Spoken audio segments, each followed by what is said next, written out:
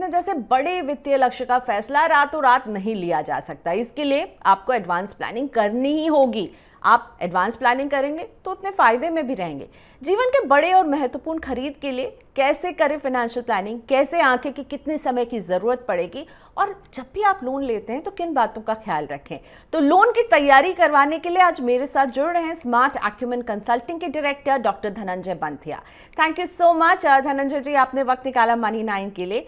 सबसे पहले तो जिंदगी के जो बड़े बड़े लक्ष्य होते हैं, वित्तीय लक्ष्य होते हैं, घर खरीदना हो गया, शादी हो सकती है, कार खरीदना हो सकता है, इनके लिए फाइनेंशियल प्लानिंग को कितना एडवांस करने की आप ज़रूरत देते हैं और किन बातों का ख्याल रखना चाहिए, कितना टाइम लेकर किसी को चलना चाहिए। मुझे पता है धनंजय, पहली बात तो आप यही कहेंगे कि सब गोल्स पर निर्भर करेगा, लेकिन एक आप हमें कुछ आइडियल फॉर्मूला दे सकते हैं क्या?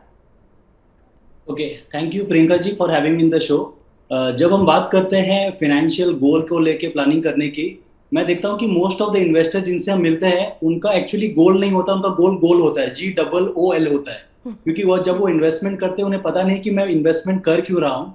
तो जैसे आपने राइटली कहा कि जब अगर हमारा एक गोल आइडेंटिफाई होता है at the point of investment, तो हमें वो ट्रैक में रखता है कि हम ये पर्टिकुलर जो इन्वेस्टमेंट कर रहे हैं किस पर्पज के लिए कर रहे हैं। जैसे हमारे कुछ शॉर्ट टर्म गोल हो सकते हैं, कुछ लॉन्ग टर्म गोल हो सकते हैं, और हर गोल में फाइनेंशियल रिक्वायरमेंट आपकी चेंज होगी बेस्ड ऑन द गोल।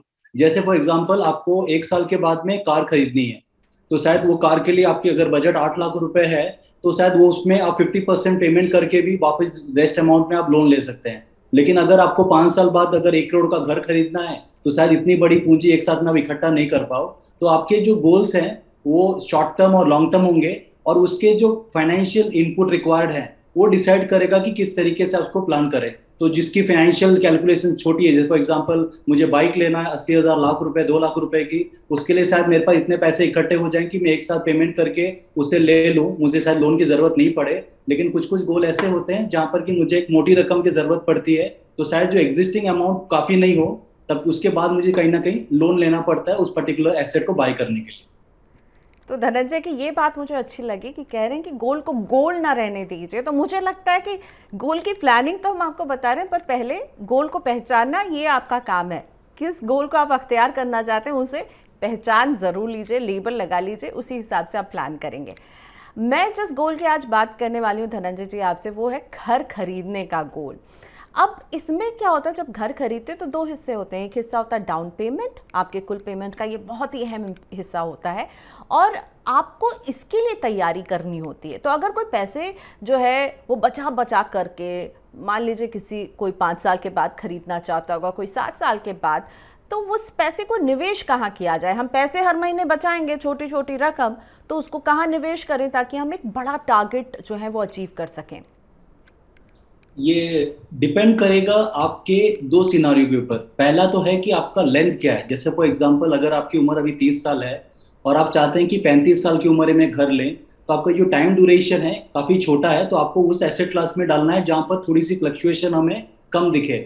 लेकिन अगर आपकी एज 30 और आप चाहते हैं कि 40 की उम्र में घर बनाना है, तो शायद आपके एसेट क्लास वहाँ पर चेंज हो जाए। तो जितने हमारे व्यूअर्स हमको सुन रहे हैं, अगर आपकी अवधि शॉर्ट टर्म है, 3 से 5 साल के बाद में आपकी प्लानिंग है कि आपको घर बनाना है, तो आप SIP के माध्यम से जा सकते हैं। एक डेट फंड की SIP काफी अच्छी रहेगी अगर आपकी time frame less than 3 years है, उसके बाद आपको घर लेना है। अगर आपके पास 5 से 7 साल का वेटिंग पीरियड है, तो may be balance category fund में आप SIP स्टार्ट कर सकते हैं। लेकिन अगर जहाँ पर अवधि आपकी 10 साल प्लस है या 8 साल प्लस है, वहां पर मुझे लगता है कि कोई equity large cap oriented funds शायद आपको बेहतर रिटर्न जनरेट करें, जो आपको हेल्प करेगा इतना कॉर्पस इकट्ठे करने में, ताकि आप आराम से डाउन पेमेंट कर सकें और अपने सपनों का घर ले सकें। धनंजय, फिक्स डिपॉजिट और रेकरिंग डिपॉजिट ये कैसे विकल्प हो सकते हैं? ये मुझे पता है ये डेट कैटेगरी के निवेश हैं, पर हमारे देश में काफ़ी पॉपुलर भी हैं, क्योंकि RD एक तरह से सिप ही आप कर सकते हैं, उसमें हर महीने छोटी छोटी रकम डाल सकते हैं, और FD जो है आप बड़ी रकम डालकर उस पर ब्याज आपको मिलेगा। इन दोनों में पैसे निवेश किए जाएं अगर आप एक बड़ा अमाउंट जो है टारगेट कर रहे हैं? जनरली क्या होता है ना कि ये एसेट, हर एसेट क्लास की एक इंपॉर्टेंस होती है पोर्टफोलियो में। क्योंकि जब आप कॉर्पस, आपको टाइम फ्रेम है 5 से 7 साल 8 साल, वहां पर कहीं ना कहीं आपको इस तरीके से इन्वेस्टमेंट करना है ताकि आपका जो रिटर्न है इन्फ्लेशन को बीट कर पाए। अगर कोई निवेशक आज के डेट में FD करते हैं, आपको पता है कि 5 से 6% का ब्याज दर चल रहा है, उस पर हमको टैक्स लायबिलिटी बनती है। तो अगर मुझे 5% ब्याज मिले, उस पे से अगर मुझे 30% टैक्स देना पड़े, तो मेरे हाथ में 3.5 आ रहा है, जहाँ की महंगाई 5 से 6% के हिसाब से है, तो मुझे रियल रिटर्न -2.5 जनरेट हो रहा है। तो वहां पर आपको इस तरीके से प्लानिंग करनी है कि ताकि आपका जो पैसा बढ़ रहा है एटलीस्ट वो इन्फ्लेशन को तो बीट करे। शायद हो सके वो आपको एक्सपोनेंशियल रिटर्न नहीं दे, लेकिन एटलीस्ट इन्फ्लेशन बीटिंग वाला तो उनका ट्रैक रिकॉर्ड होना जरूरी है। तो मुझे लगता है कि कहीं ना कहीं ये चीजों का ध्यान रखना है। और जैसे आपने कहा कि आरडी, जैसे म्यूचुअल फंड में जो SIP is RD version of investing in mutual fund. तो जिस तरीके से आप बैंक में हर महीना पैसा जमा करते हैं, हर महीने में पैसा जमा करने को म्यूचुअल फंड में वो एसआईपी का माध्यम है। तो मुझे लगता है कि वो काफी बेहतर विकल्प है इन प्रेजेंट सिनेरियो। ओके, अब जब कोई होम लोन लेने के लिए जाता है तो एक बैंक या फिर किसी वित्तीय संस्थान के पास वो जाए, एनबीएफसी से वो अगर ये लोन ले रहा है, तो किस आधार पर लोन जो मांगने गया है उसे चेक किया जाता है? उसके कौन सी वो बातें हैं, उसकी फाइनेंशियल स्टेटस, उसकी फाइनेंशियल हैबिट्स, क्या क्या देखता है एक बैंक या वित्तीय संस्थान? सबसे इंपॉर्टेंट पैरामीटर है आपकी इनकम, आपकी अर्निंग, क्योंकि वो अर्निंग डिसाइड करती है कि आप तो जो लोन ले रहे हैं कि आप उससे वापस टाइम पे चुका पाएंगे कि नहीं चुका पाएंगे। क्योंकि लोन लेना कहीं ना कहीं आसान होता है, लेकिन लोन चुकाना जो होता है ना कभी कभी डिफिकल्ट हो जाता है। तो जब एक लेंडर आपको लेंड कर रहा है तो वो देखता है कि आपकी इनकम क्या है। सेकेंड है कि जब हम बात करते हैं आज के डेट में कि आपका बिजनेस, से फॉर एग्जांपल आप बिजनेसमैन हो, आप सैलरीड हो, तो आप कौन सी कंपनी में जॉब कर रहे हैं सर, वो भी एक क्राइटेरिया बैंक देखती है। अगर आप एक एमएनसी में काम कर रहे हैं और आपकी इनकम अच्छी है और कंपनी का भी परफॉर्मेंस अच्छा रहता है, तो कहीं ना कहीं वो बैंक को एक पॉजिटिव सिग्नल देता है कि यस आप टाइम पे शायद इसको पेमेंट कर पाए। कहीं ना कहीं एजुकेशन क्वालिफिकेशन भी एक पैरामीटर होता है, जब लोग देखते हैं कि शायद एजुकेशन क्वालिफिकेशन भी हेल्प करता है फॉर द लेंडर, कि जो बंदा क्वालिफाइड है शायद वो डिफॉल्ट नहीं करे, प्रोबेबिलिटी शायद हाई हो जाती है। एक और है आपका सिविल स्कोर। आज के डेट में सिविल स्कोर एक इंपॉर्टेंट पैरामीटर है जिसका रेंज होता है 300 से 900। अगर आपका सिविल स्कोर 750 प्लस है तो आपकी काफी आसानी हो जाती है, और आपको जो ब्याज दर मिलता है वो टेक्निकली आपको बहुत थोड़ा सा कम कंपैरेटिवली चार्ज होगा as compare to other borrowers. तो आपने अगर कोई ईएमआई में कोई भी चीज ली है तो टाइम पे उसको इंस्टॉलमेंट भरी है, ताकि आपका सिविल स्कोर जो है बेहतर रहे और आपको लोन लेने में आसानी हो। आपने अभी ब्याज की बात की, इसी पर मैं समझना चाहती हूँ कि मुझे लगता है कई बार जब लोग लोन लेने जाते हैं तो वो जानते नहीं कि वो ब्याज पर बैंक से निगोशिएट कर सकते हैं। कैसे निगोशिएट कर सकते हैं, कितना तक निगोशिएट कर सकते हैं धनंजय? आज के डेट में बहुत सारे ऑनलाइन प्लेटफॉर्म हैं जो अलग अलग बैंक के अलग अलग इंटरेस्ट रेट को कंपैरिजन करके देते हैं आपके लिए। मैं चाहता हूं कि पहले तो आप शायद वो विकल्प देखें कि कौन कौन से बैंक का ऑप्शन क्या है, ताकि आप सामने वाले को जब नेगोशिएट करें तो आप उनको बता सकें कि मैंने उस बैंक को ट्राई किया था, उसमें ये ऑप्शन मुझे दिया जा रहा है। और सेकंड ये है कि अगर आपकी प्रोफाइल अच्छी है, इनकम अच्छा है और कहीं ना कहीं बैंक एक्सेस करता है कि आप टाइम पे पेमेंट कर पाएंगे, always as a buyer there is a scope for negotiation. शायद हो सके कि आपके वो 0.25% रिड्यूस हो जाए, लेकिन अगर आप 20 साल का लोन लेते हैं 0.25 भी काफी बेहतर फायदा आपको दे सकता है। तो मेरा रिक्वेस्ट रहेगा जितने व्यूअर्स हैं, प्लीज जब भी आपको कोई इंटरेस्ट रेट कोट की जाए कंपेयर कीजिए अदर सर्विस प्रोवाइडर के साथ कि वो क्या ऑफर कर रहे हैं। और अगर आपको 0.25 का भी बार्गेनिंग या 0.5 का भी बार्गेनिंग मिल गया तो मुझे लगता है काफी बेहतर डील हो सकता है। अब मैं बात करना चाहूंगी पर्सनल लोन की। ये सबसे महंगा लोन है, हम सब जानते हैं, और कई बार क्या होता है कि डाउन पेमेंट के लिए अगर पैसे पूरे नहीं पड़ रहे तो लगता है कि चलिए पर्सनल लोन ले लेते हैं। ऐसी सिचुएशन हो जाती है कि पर्सनल लोन लेना पड़ रहा है, कोई इमरजेंसी है और पर्सनल लोन की आपको ज़रूरत हो गई है, तो आप पर्सनल लोन को फाइनेंशियल प्लानिंग में कैसे देखते हैं? क्या सावधानी रखने के लिए कहते हैं? ये क्या आपके लिए बिग नो है, या आप कहते हैं हाँ कभी ऐसी नौबत आ गई तो लेना पड़ रहा है तो लीजिए, पर इन बातों का ख्याल रखिए? राइट, पर्सनल लोन के रेट ऑफ इंटरेस्ट आपको पता है कि 13 से 14%, 15% तभी जाते हैं, डिपेंड करता है इंडिविजुअल प्रोफाइल के ऊपर। यहाँ पर मैं हमेशा कहता हूँ कि जो पर्सनल लोन ले रहा है उससे ज्यादा रिस्क जो पर्सनल लोन दे रहा है उस पर ऊपर है, क्योंकि वहां पर कोई एसेट बैक नहीं कर रहा है।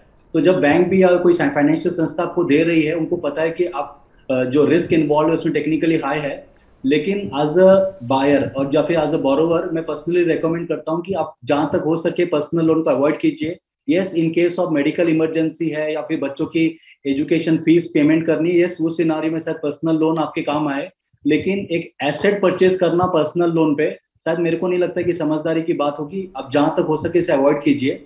कोई इमरजेंसी रेयर सिनारियो में शायद आप कर सकते हैं, बट आपके जो नीड बेस के लिए आपको शायद जरूरत नहीं करे। मतलब मेरे को नहीं लगता कि आपको पर्सनल लोन के ऑप्शन जाना चाहिए। तो बिग नो धनंजय जी की तरफ से पर्सनल लोन पर।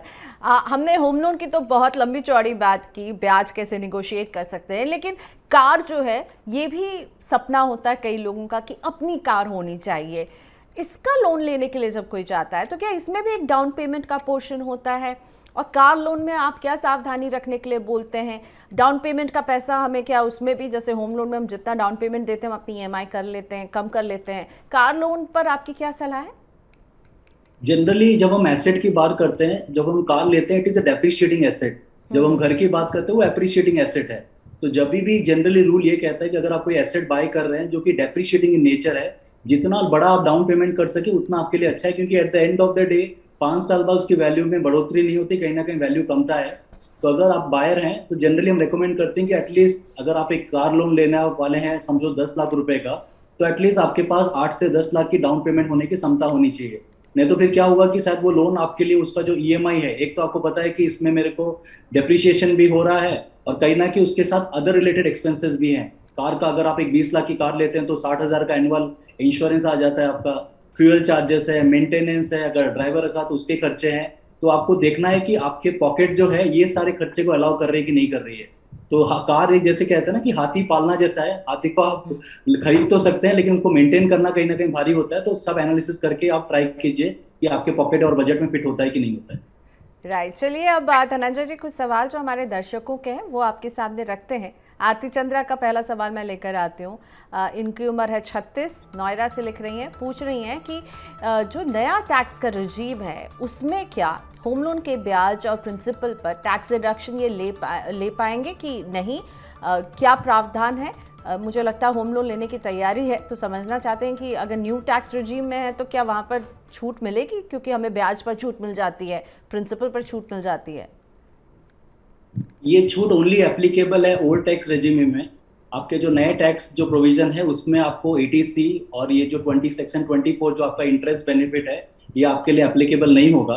तो मुझे लगता है कि अगर आप प्लान कर रहे हैं घर लेना और आपकी इंटरेस्ट पेमेंट भी होगा और प्रिंसिपल पेमेंट भी होगा, तो आप जब इस टाइम टैक्स फाइल करें, गो फॉर ओल्ड रेजिम ही, आपको ज़्यादा बेहतर टैक्स एडवांटेज मिलेगा। न्यू रेजिम में शायद वो जा सकते हैं जिनके जो शायद एटीसी में कुछ सेव नहीं करते या फिर उनके कुछ लोन्स की लाइबिलिटी नहीं है, शायद उनके लिए वो बेनिफिट हो, क्योंकि अप टू 5 लाख उन्हें टैक्स नहीं देना पड़ता है।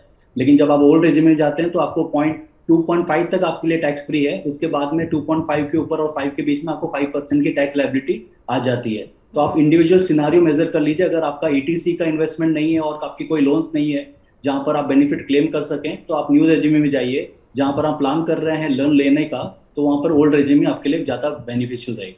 राइट, तो फिर नए रजीम में कोई इस तरह की छूट डिडक्शन जो है सरकार ने बहुत ही सोची समझी रणनीति के तहत उसे हटा दिया है, तो आपको शायद पुराने रजीम में शिफ्ट करना पड़ेगा अगर आपने चेंज कर लिया है तो, क्योंकि टैक्स पेयर के पास ये विकल्प है कि वो अगर नए रजीम के तहत दे रहे हैं और वो ओल्ड रजीम में शिफ्ट करना चाहते हैं तो वो कर सकते हैं रिटर्न भरते वक्त। अगला सवाल ध्रुव आर्या का मैं लेकर आती हूँ। ध्रुव पूछ रहे हैं कि मैं अपना शहर बदल रहा हूँ, 6 साल पहले जो मैंने यहाँ पर घर खरीदा था उसे बेचकर नए शहर में अपने किराए के घर में शिफ्ट करने वाला हूँ। नए शहर में तुरंत जाकर घर खरीदने का भी इरादा नहीं है। फ्लैट को बेचने पर लोन को चुकाने के बाद कुछ एक्स्ट्रा अमाउंट जो है वो बचेगा गेन के तौर पर। इन पैसों की अभी इन्हें कोई ज़रूरत नहीं है, मुझे इस रकम का निवेश कहाँ करना चाहिए? क्योंकि अब ये घर सेल कर रहे हैं और कैपिटल गेन अराइज हो रहा है, और जैसे इनका कहना है कि इनको वापस कुछ नया इन्वेस्टमेंट या नया घर नहीं लेना है, तो आई पर्सनली सजेस्ट करूंगा कि आपको जो हमारे 54EC बॉन्ड है इसमें ये पैसा अपना जो कैपिटल गेन हुआ इन्वेस्ट कर सकते हैं। अप टू 50 लाख रुपीज इनको जो है अलाउड है, तो अप टू 50 लाख रुपीज जो गेन अमाउंट है वो वहाँ पर डाल सकते हैं। और सेकेंड ये है कि इसमें उनको 5% का ब्याज भी मिलेगा। और जैसे इन्होंने कहा है कि शायद इनका शॉर्ट टर्म में कोई प्लान नहीं है घर लेने का, तो 5 साल इसकी मैच्योरिटी रहती है। तो 5 साल बाद अगर ये पैसा आता है तो शायद वो पैसा यूज कर सकते हैं कुछ नए प्रॉपर्टी या एसेट क्रिएट करने में। तो मुझे लगता है कि 54EC बॉन्ड शायद इनके लिए एप्लीकेबल और बेनिफिशियल रहे, ताकि जो भी ये गेन इनकी अराइज हुई है इस बॉन्ड के माध्यम से कहीं ना कहीं वो अपने टैक्स लायबिलिटी को सेव कर सकते हैं। तो ये 54EC बॉन्ड में क्या 5 साल का लॉक इन होता है धनंजय जी? यस, इसमें 5 साल का लॉक इन होता है। इसके ब्याज दर आपको 5% के हिसाब से मिलती है। National highway authority of India और REC वो इशू करते हैं इस बॉन्ड को, और आपको जो इंटरेस्ट है सालाना एक बार मिलता है जून के महीने में। ओके, तो 54 EC बॉन्ड अगर आप अपने घर से खरीदे गए गेन को निवेश करना चाहते हैं, एक अच्छा विकल्प हो सकता है। Thank you so much Dhananjay ji, आज आपने वक्त निकाला मनी 9 के लिए। फिर मुलाकात होगी, लेकिन आज इस लोन के सारे कैलकुलेशन को समझाने के लिए thank you so much. Thank you.